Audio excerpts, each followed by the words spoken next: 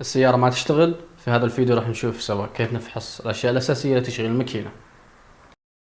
الماكينة تشتغل بوجود 3 أشياء ضرورية: الوقود أو الفيول، الانضغاط أو الكمبريشن، والإشعال أو الإجنيشن.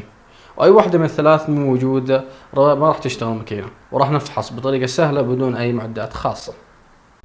الإجنيشن أو الإشعال بطريقة سهلة نفك أحد البواجي أو سبارك بلوجز ونحطه بشكل قريب من أي معدن في الماكينة ونجرب نشغل ونشوف هل في شرارة، ومثل ما نشوف في شرارة، وهذا نسويه في كل البواجي.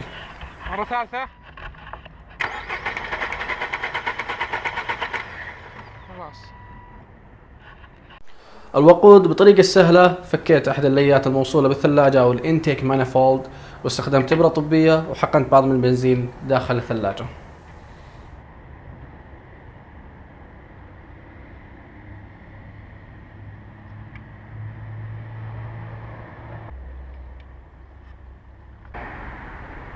مثل ما تشوفون السيارة اشتغلت لفترة، وعرفنا الحين ان المشكلة ان البنزين مو واصل للماكينة.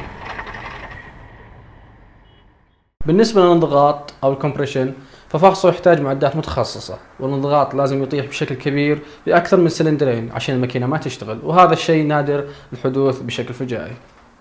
الآن بعد ما عرفت المشكلة بالبنزين بدأت أفحص نظام الوقود بالكامل، وأول شيء لقيته إنه طفيوز طرمبة البنزين محترق وغيرته، وهذه السيارة تشتغل زي الحلاوة.